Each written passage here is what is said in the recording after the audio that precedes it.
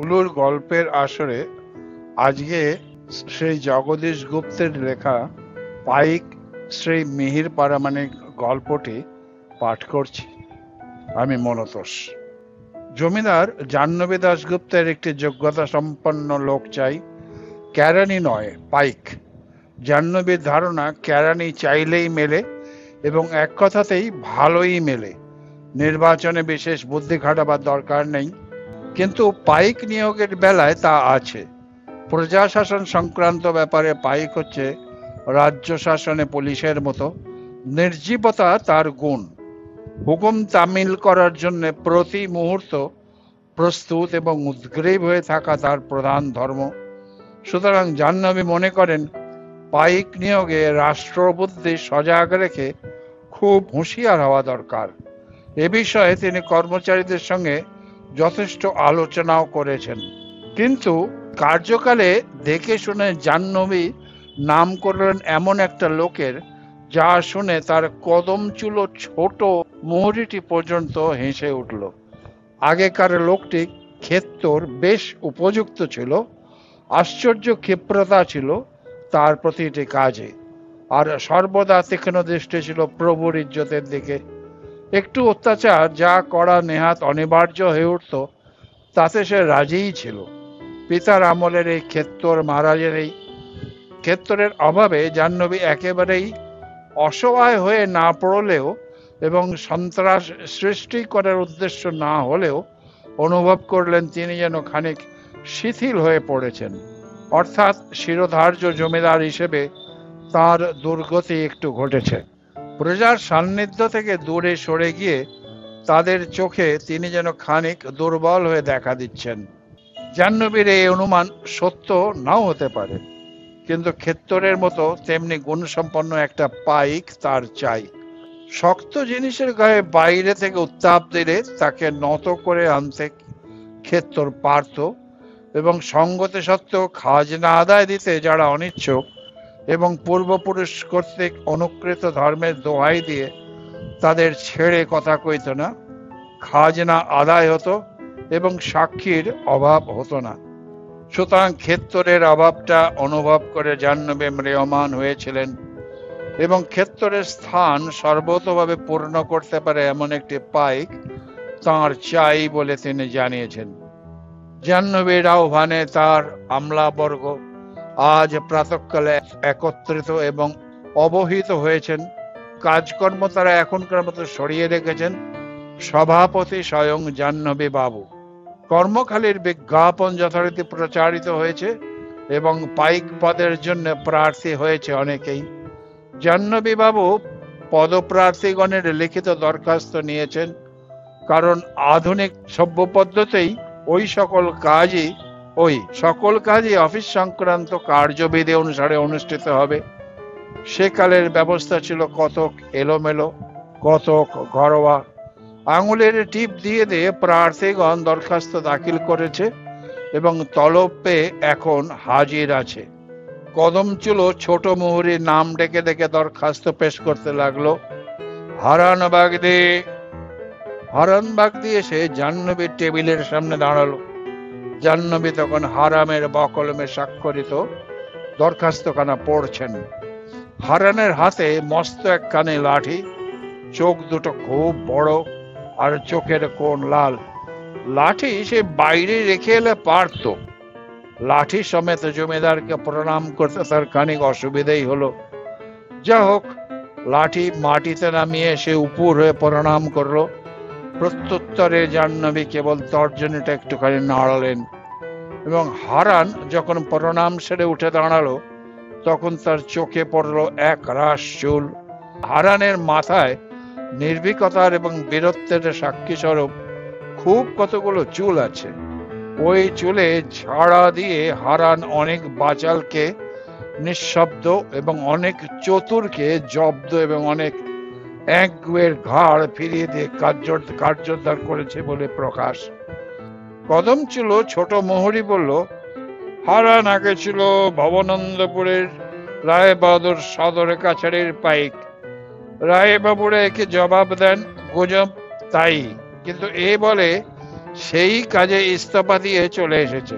জাহ্নবী জিজ্ঞাসা করলেন, বয়স কত? ছোট মহুরী বলল, 52। কে আছে? ছেলেরা আছে, নিজে বিপত্নিক। বাদ দিন। তারপরে দেখা দিল কেশবা দাস। চেহারায় কোনো বৈশিষ্ট্য নেই, তবে স্কন্ধ দেখেই মনে হয় বোঝা বইতে সক্ষম, তা যত ভারী হোক না কেন। প্রণামাদি গ্রহণের পর বাবু নিজে জিজ্ঞাসা করলেন, কে আছে তোমার? স্ত্রী আছে হুজুর। ছোট মহুরী এসে বলল, কাজের লোক বটে, তবে বড় অসুখে। স্ত্রীটি ভারী মুখরা। তাই নাকি? বাদ দিন। তারপর তৃতীয় ব্যক্তি প্রিয়নাথ গড়াই। জাহ্নবী পূর্ববৎ তর্জনী আন্দোলিত করে এই ব্যক্তির পরিণতি লক্ষ্য করলেন। তার শারীরিক সামর্থ্য যৎকিঞ্চিত বলেই মনে হয়। ছোট মহুরী পেশ করল, বিশ্বাসী বটে, বড় ছেলেটা অনুন্নত সম্প্রদায়ের লোক হিসেবে ম্যাট্রিক পাশ করেই অনেককে ডিঙিয়ে 35 টাকা মাইনের সরকারি চাকরি পেয়েছে। ভালো গৃহস্থ। বাদ দেন। তারপর চতুর্থ প্রার্থী রামলাল ভান্ডারী। জাহ্নবী প্রণাম নিয়ে তাকিয়ে দেখলেন, ভান্ডারীর দেহ যত বড় এবং যতই দৃঢ় হোক, ভুরু নেই, এবং তা না থাকে তারা মুখখানা যেন চক্ষু লজ্জাহীন পাষণ্ডের মতো দেখাচ্ছে। ছোট মহুরী বলল, দাদারা যারা ব্যবসা করে। জাহ্নবী হঠাৎ বললেন, বাদ দেন। তারপর পঞ্চম শেষ ব্যক্তি বমন রায়। চেহারায় শিক্ষিতের মতো মৃদুতা আর নিষ্পৃহা আছে বলে জাহ্নবী অনুমান করলেন, আর সেই সঙ্গে সে বলবানও। কিন্তু রমণের প্রণামের স্বীকৃতি হিসেবে জাহ্নবী এবার কেন তর্জনী নাড়লেন না, তা তিনিই জানেন। ছোট মহুরী বলল, জাতিতে সদ্গোপ দরখাস্তে যা লেখা আছে, তবে অতিরিক্ত কথা হচ্ছে এই যে মিথ্যে সাক্ষী দিয়ে একবার ফৌজদারির ফেরে পড়েছিল। অভাবগ্রস্ত বটে। বাদ দিন। তারপর ছোট মহুরী বলল, আর দরখাস্ত নেই। 2 আনা করে খোরাকি খরচ দিয়ে ওদের যেতে বলুন। পয়সা দেবার আদেশে ছোট মহুরী চমকে উঠল, এখানকারই লোক যে? বাবু বললেন, তা হোক, কাজের ক্ষতি তো হলো। বাবুর এই কর্মপ্রণালীটা ছোট মহুরী অনুমোদন করেনি। আহত হবার সুর নিয়ে সে বলল, সব কটাকেই ছেড়ে দিলেন বাবু? লোক একটি তো চাই আপনার। জাহ্নবী বললেন, দেখা যাক। চাই বলে তাড়াতাড়ি করে অনুপযুক্ত লোককে তো নিতে পারি নেই। তারপর 2-4 খানা কাগজে সই করে জাহ্নবী কাছারি ঘরের বাইরে বারান্দায় এসে দাঁড়াতেই তার চোখে পড়ল প্রাঙ্গণের ঠিক মাঝখানে এক ব্যক্তি বসে আছে। তার মনে হলো খুব অন্যমনস্ক ভাবে সে বসে আছে। তার হাতের কাছে একটি নাদুস নুদুস ছেলে কাছারি ঘরের দিকে পেছন ফিরে শান্তভাবে বসে আছে। লোকটার আর কিছু কাজ নেই। সে মাথা হেঁট করে দেশলাইয়ের মাথা পোড়া একটা কাঠি কুড়িয়ে নিয়ে অত্যন্ত শিথিল ভাবে সেটাকে মাটিতে বুলিয়ে চলেছে। জাহ্নবী আরো লক্ষ্য করলেন, তার পরনের কাপড় নেহাত নেংটি ধরনের ছোট নয়, আর ময়লাও নয়। জাহ্নবী কাছারি ঘরের বারান্দা পার হয়ে উঠোনে নামলেন। এগিয়ে চলে ক্রমশ লোকটির নিকটবর্তী হতে লাগলেন। তবু তার হুঁশ নেই। জাহ্নবী পাশ কাটাবেন এমন সময় হঠাৎ সে চোখ তুলে জমিদারকেই একেবারে সামনে দেখে সশব্যস্তে উঠে দাঁড়ালো। আবার তখন এসে নত জানু হয়ে বসে পড়ে হাত জোড়লো। তারপর তার আনত ললাট আরো নত হতে হতে একেবারে ধুলোয় পৌঁছে তবে থামলো।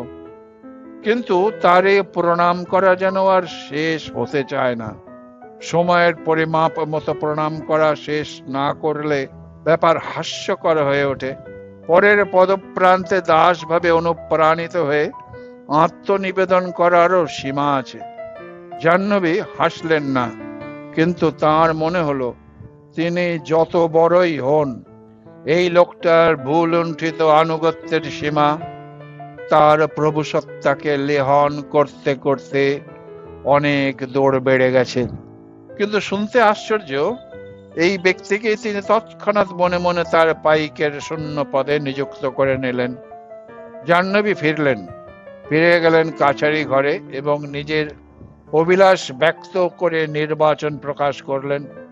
এবং তা শুনে কদমচূড় ছোট মুহুরীটি পর্যন্ত আদব কায়দার গণ্ডি লঙ্ঘন না করে হঠাৎ হেসে ফেলল। না হেসে কেউ পারল না। ছোট মুহুরী বলল, মিহির পড়া মানে কে? ওর মতো আলসে দুনিয়ায় আর নাই। তারপরে এত ভালো মানুষ যে সাত চড়ে মুখে রা নেই। বাপে কিছু টাকা পয়সা রেখে গেছিল, তাই ভেঙে করেছিল এক নুন তেলের দোকান।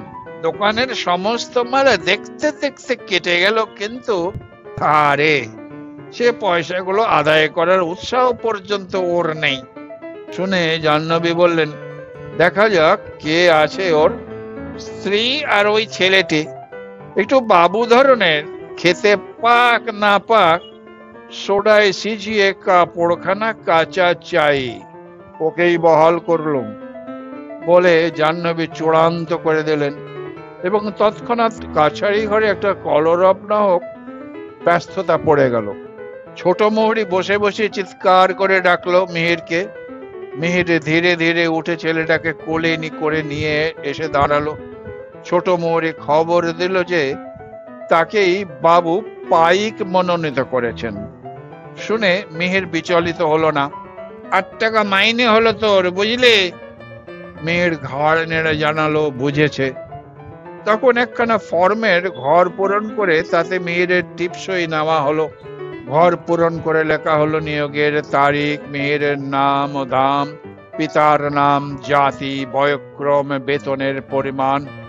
তারপর সিন্দুক খুলে তার হস্তে অর্পণ করা হলো লাল একটা পাগড়ি, পেতলের এক চাপরাশ। ঘরের কোণ থেকে এনে তার হাতে দেওয়া হলো পাকা একখানা বাঁশের লাঠি। জমিদারের দুর্দান্ত শাসন শক্তির ওরাই প্রতীক। ছোট মুহুরী বলল, নে রাখ তোর কাছে। তারপর বাবু তা বসারে চলে গেছেন দেখে বলল, তোকেই বাবু পুষবেন, একটু তামাকা সাজ দেখি। জাহ্নবী দাশগুপ্ত অত্যাচারী জমিদার বলে কারো কারো ধারণা, ওপর দেখতে গেলে তাই। কিন্তু জমিদার বন্ধুদের কাছে নিজে যা কৈফিয়ত দেন তা শুনলেন নির্বিবাদে মতের পরিবর্তন করতে না হলেও হঠাৎ ধোঁকায় পড়তে হয়।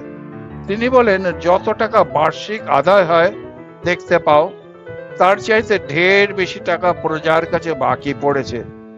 তার কারণ এই যে অনেক প্রজাই সংসারে ব্যয় নির্বাহ করে বছরের খাজনা বছরে শোধ করতে পারে না। অনেকের কাছেই 3-4 বছরের খাজনা বাকি থাকে।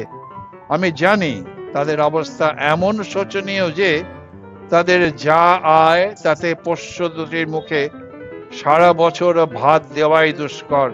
কিন্তু তবু তোমাদের স্বীকার করতেই হবে, আয় তারা যাই করুক তা তারা জমিদারের জমি থেকেই করে থাকে। কাজেই জমিদারের কিছু প্রাপ্য এখানে আছে।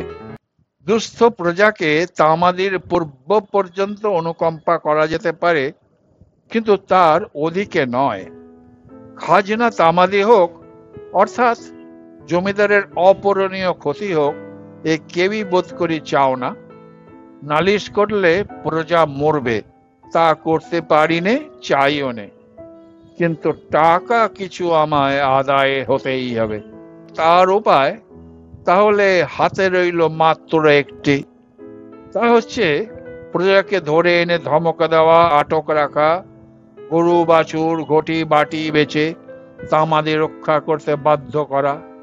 এ তো অত্যাচার নয়, যথার্থ অত্যাচার করা হবে আদালতে গেলে। সুতরাং দেখা যাচ্ছে পাইক মিহিরের কর্তব্য এখন এখানে গুরুতর। লোকের নিত্য ব্যবহার্য থালা ঘটি বাটি এবং সাদরে প্রতিপালিত গরু বাছুর প্রভৃতি লোকের বাড়ি থেকে বলপূর্বক নিয়ে এসে জমিদারের কাছারিতে উপস্থিত করা, কিন্তু মিহির প্রামাণিক বিখ্যাত ভালো মানুষ। তাকে যারা হাতে নাতে জলজ্যান্ত ফাঁকি দিয়েছে তাদের কাছেই সে অধঃপতন হয়ে আছে। মুখ তুলে পাওনার কথা বলতে পারে না। মিহির নিঃসন্দেহে নিযুক্ত হয়ে গেল। পাগড়ি আর চাপড়াস আর লাঠি তার হাতে এসে গেছে। কিন্তু এত বড় পদে নিযুক্ত হয়েও মিহিরকে তখনই টলতে দেখা গেল না। ছোট মোহরি বলে দিল, বেলা ঠিক 2টার সময় তাকে আজ হাজির হতে হবে, কাছারিতে উপস্থিত থাকতে হবে রাত 8টা পর্যন্ত। কাল থেকে সে অষ্টপ্রহর জো হুকুম শব্দ দুটো কোষ্ঠাগ্রে নিয়ে মনিবের হুকুমের প্রতীক্ষায় বসে থাকবে। কুঁড়েমি এবং ঘর এ দুটির সঙ্গে তার সম্পর্ক প্রায় বিচ্ছিন্ন হলো। এই সব হুকুম অর্থাৎ স্বাধীনতা বিলোপের মন্ত্র মিহির কান পেতে গ্রহণ করলো, কিন্তু কিছু সে বলল না বলেই মনে করে নেওয়া হলো যে ব্যাপারটা সে বুঝেছে এবং রাজি হয়েছে। ছোট মোহরি বলল, যা খেয়ে দিয়ে আয় গে, বলে সে উঠল। ছোট মোহরি সেদিন বাড়িতে গিয়ে স্ত্রীর কাছে জমিদারের আক্কেল বিবেচনার গল্প করে খল খল করে কানে হাসলো। তারপর বলল, আর ভদ্রস্তা নেই, গেল সব রসাতলে। চাপড়াস এবং পাগড়ি এবং লাঠিখানা নিয়ে আর ছেলেটাকে কোলে নিয়ে মিহির বাড়ির দিকে চলতে লাগলো। তার পরিবর্তন শুরু হলো পথের মাঝে এবং অকস্মাৎ। চাকরি লাভ হয়েছে, অন্যের দুঃখ ঘুচল, কিন্তু সমগ্র ব্যাপারটার গুরুত্ব তার অন্যের দুঃখ অপহরণের মধ্যে সীমাবদ্ধ নয়। সে আনন্দ তেমন গভীর নয়। গভীর আনন্দের হেতু পাওয়া গেল অন্যত্র। এখন জমিদারের পাইক সে, অর্থাৎ জমিদার যে ক্ষমতা পরিচালনা করবার হকদার, যে ক্ষমতা প্রতিরোধ করার বিরুদ্ধ ক্ষমতা কারো নেই। লাল পাগড়ি, পেতলের চাপরাস আর বাঁশের লাঠির দিকে তাকিয়ে মিহিরের মনে হলো জমিদারের সেই দুঃসহ ক্ষমতার সে মূর্তি। ভূতপূর্ব পাইককে আসতে দেখে সে কতবার গা ঢাকা দিয়েছে এবং কতবার তার গায়ে কাঁটা দিয়ে অন্তরাত্মা শুকিয়ে উঠেছে, তার ইয়ত্তা নেই। জমিদারকে আর নিজেকে যুগপথ এবং পুনঃ পুনঃ আর ক্রমশ ব্যাপক সুতীক্ষ্ণ করে অনুভব করার ক্ষমতা যদি কারোর থাকে, তবে ওই চিহ্নধারী আর আরোপিত শক্তি পাইকেরই আছে। মানুষের সম্ভ্রম আর সম্পত্তিতে নির্ভয়ে হস্তার্পণ করতে কেবল সেই পারে, কারণ অভয় দিয়ে তারই পেছনে রয়েছে অর্থ, বুদ্ধি আর আইন। মিহিরের রক্ত গরম হতে লাগলো। পথে দেখা হলো গ্রামস্থ বৃদ্ধ ভূপতি রক্ষিতের সঙ্গে। ভূপতি রক্ষিত চিরকাল থেকে ছোট লোক আর অবজ্ঞা ভরে তফাতে এবং ভালো লোক বলে স্নেহ ভরে কোলের কাছে টেনে রেখেছে, অর্থাৎ কোথাও স্থান দেয়নি। তুই তুকারি করে এবং আশকারা না পায় সেদিকে সে লক্ষ্য রাখ। মিহিরের সামনে পড়ে যেতেই ভূপতি রক্ষিত হঠাৎ যেন থতমত খেয়ে গেল। বলল, ব্যাপার কি রে? আগেও পথে ঘাটে এমন দেখা সাক্ষাৎ অনেক হয়েছে, কিন্তু মিহিরের সঙ্গে কথা বলবে কিনা সেটা ছিল নিতান্তই ভূপতির ইচ্ছাধীন। আজ যেন সে মিহিরকে সম্ভাষণ করতে বাধ্য হলো। মিহির বলল, বাবু আমাকে পাইক নিযুক্ত করলেন। সত্যি? তবে তো ভালো, বলে পাগড়ি, চাপরাস আর লাঠিখানা নিরীক্ষণ করে ভূপতি যেন অবাক হয়ে পুনরায় বলল, এগুলো সব দিল বুঝি? আপনাদের আশীর্বাদে। কিন্তু আশীর্বাদের কথা অর্থাৎ মিহিরের ভাগ্যোদয়ে নিজের কৃতিত্বের কথা ভূপতি কানে তুলল না। অন্য কারণে খুশি হয়ে বলল, বড় খুশি হলুম শুনে। তারপর মিহিরের দিকে ভূপতি খানিক ঘেঁষে এলো, বলল, চিরকালের স্নেহের পাত্র তোরা। তোর বাপ তো ছিল আমার ছেলেবেলাকার, খালি ছেলেবেলাকারই বা বলি কেন, চিরকালের সঙ্গী। চিরকালের দোহাই পেরে ভূপতি রক্ষিত পুনরায় বলতে লাগলো, কাচ্চা বাচ্চা নিয়ে ঘর করি, আমাকে তুই একটু রাখিস মামা। তারপরে সংকটের অবস্থাটা আরো পরিস্ফুট করতে ভূপতি বলল, নেহাত নাচার না হলে কি জমিদারের অসন্তোষের কাজ কেউ করে, না করতে সাহস পায়, বুঝলে? তুই ছেড়ে ভূপতির মুখে তুমি এসে পড়েছে। মেহের বলল, হ্যাঁ, এখন আসি বাবা, কাজ আছে। বিশেষ করে আমি খুব বিপন্ন এখন। তোমাকে পথের মাঝে দাঁড় করিয়ে আর দেরি করাবো না, এসো। বলে ভূপতি রক্ষিত প্রস্থান করলো। মেয়েদের চোখ ফুটতে আর রক্ত গরম হতে বাকি ছিল। ভূপতি রক্ষিত তোষামত করে তা সুসম্পন্ন এবং সুতীব্র করে দিয়ে গেল। বাড়ির দিকে যেতে যেতে তারপরে তার মনে হতে লাগলো এই ভূপতি রক্ষিতের কথাই। তাদের অনেক জিনিস ভূপতির ঘরে ঢুকেছে, বড় কষ্ট দিয়ে তা বেরিয়েও এসেছে, কিন্তু টাকায় মাসে 1 আনা সুদের 1টা পয়সাও সে মাফ করেনি। মানে ভূপতির টিপে তার স্ত্রী করেনি।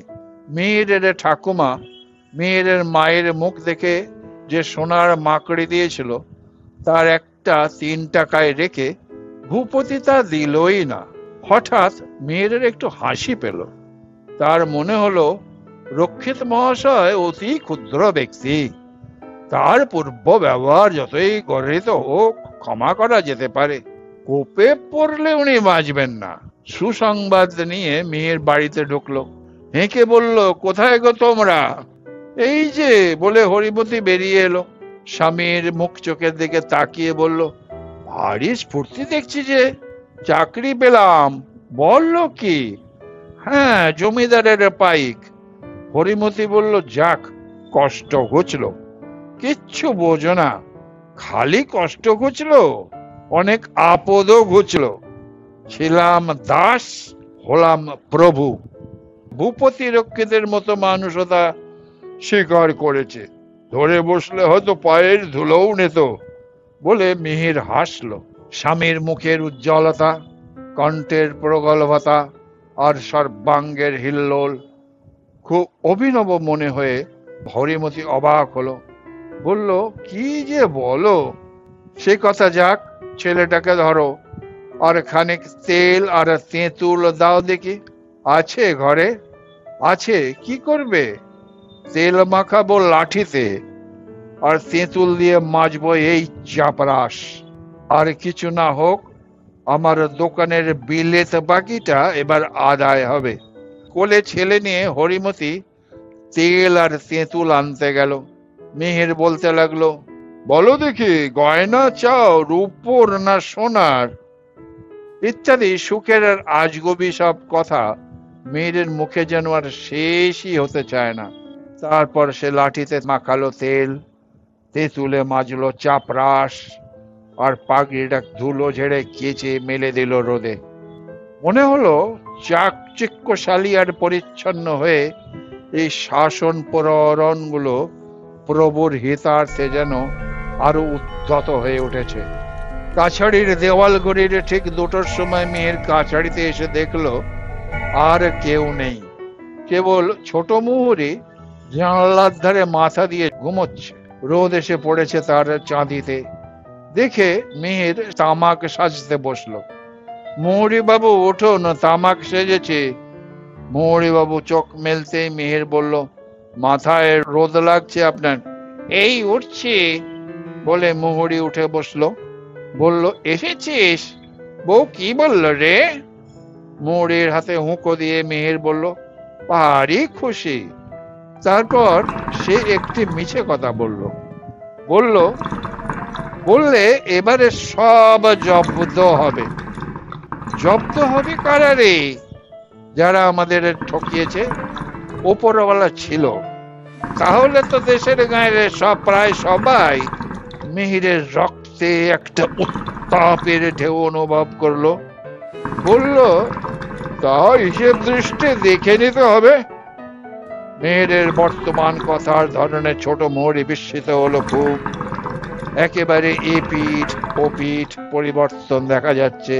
হুঁকো টানতে টানতে বলল, ভেবেছিলাম পারবি নে, তা পারবি তুই? পারবো বই কি, বাবু কখন আসবেন? ঘড়ির দিকে দৃষ্টিপাত করে মোহরি বলল, 3টেই বাবু আসবেন, তাকে সেলাম করতে হবে।